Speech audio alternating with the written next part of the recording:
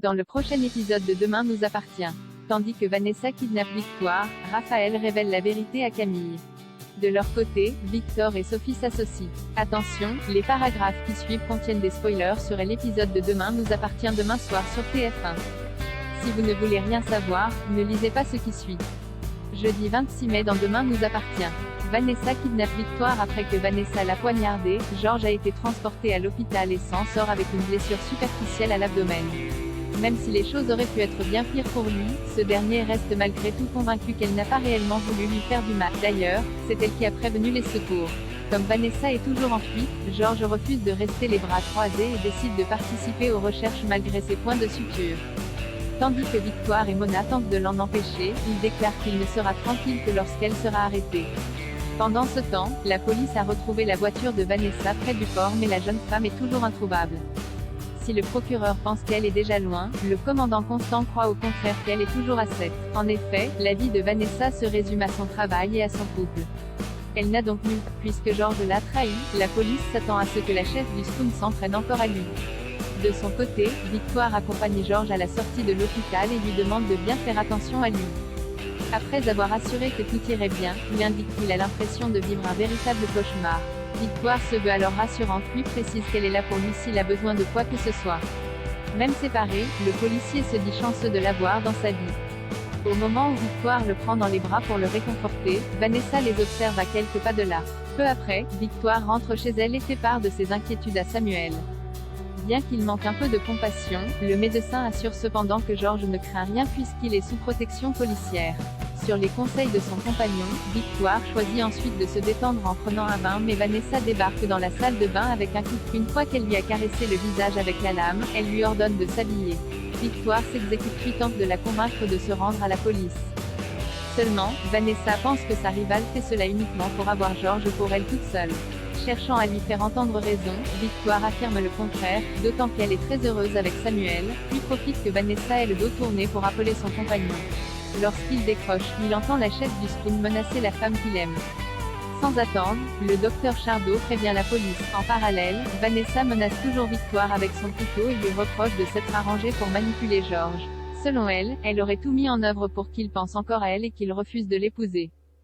Victoire jure alors qu'elle n'a rien fait puis lance qu'elle n'a jamais vu Georges aussi heureux depuis qu'il est avec elle. L'espace d'un instant, Vanessa semble avoir la tête ailleurs et Victoire essaie donc de s'échapper.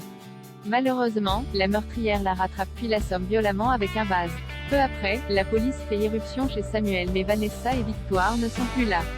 Non loin de là, Victoire se réveille ligotée à une chaise dans le repère de Vanessa. Tout en lui montrant le bouton d'une rose tigre, Vanessa l'informe que c'est celle qu'elle lui mettra au fond de la gorge quand elle sera morte. Raphaël avoue la vérité à Camille. Les parents de Dorian ont invité Camille à passer le week-end à Marseille. Cependant, Raphaël ne pense pas que ce soit une très bonne idée à l'approche des épreuves du bac. Convaincue que sa mère fait cela uniquement pour l'empêcher de voir Dorian, l'adolescente cherche à savoir ce qu'elle lui reproche mais Raphaël a ses raisons et refuse d'en discuter avec elle. Tandis que le condom, Stanislas tente d'intervenir mais Camille le somme de se mêler de ce qu'il regarde avant de quitter les lieux furibondes. L'adolescente rejoint alors Dorian au SPUN et lui raconte ce qu'il s'est passé.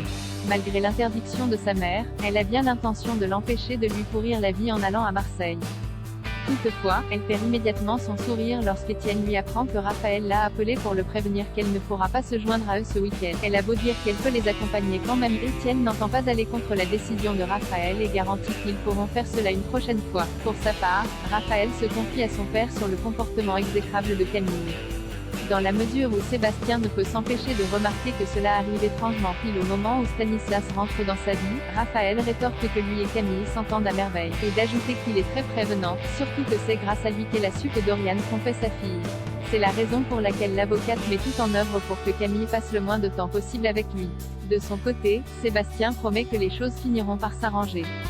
En rentrant, Stanislas tombe sur Camille et Dorian en train de réviser dans le salon. Immédiatement, le skipper prévient sa compagne qui décide de revenir chez elle plus tôt que prévu. La tension étant palpable, Dorian préfère partir pour les laisser discuter tranquillement. Une fois seule, Camille blâme sa mère pour l'avoir humiliée devant son petit ami. Las de s'en prendre plein la figure, Raphaël finit par lâcher que Dorian la trompe. Victor et Sophie s'associent au petit matin. Victor débarque à la villa et découvre avec stupeur l'état déplorable de sa propriété. En expliquant qu'ils ont fait une dépendaison de crémaillère qui a complètement dégénéré, les Moreno peinent à cacher leur air jubilatoire. Furieux, Brunet leur fait comprendre qu'ils ne peuvent pas lui laisser la maison dans cet état-là, mais Christelle se fait un malin plaisir de lui rappeler qu'elle lui appartient depuis 9 heures. Par la suite, les Moreno s'installent à l'hôtel. Comme son mari risque de devenir dingue en restant enfermé toute la journée dans cette chambre, Christelle se demande ce qu'il va bien pouvoir faire. Bien qu'il n'en sache rien, Sylvain a bien l'intention de passer à l'action. Par ailleurs, l'assistante sociale s'inquiète pour Charlie et craint qu'elle finisse par se sentir seule. Néanmoins, celle-ci n'a pas attendu bien longtemps pour inviter François à la rejoindre. Dans l'après-midi, Victor invite son fils à la villa et lui fait croire que les Moreno lui ont proposé de lui vendre la maison gratuitement. Toutefois, Timothée peine à le croire et pense qu'il a fait quelque chose de malhonnête pour la récupérer. Son fils craignant de le voir retourner en prison, Victor promet que cela n'arrivera plus jamais, mais Timothée ne croit plus en ses promesses. Plus tard, Victor reçoit Sophie et lui offre de devenir sa partenaire en affaires.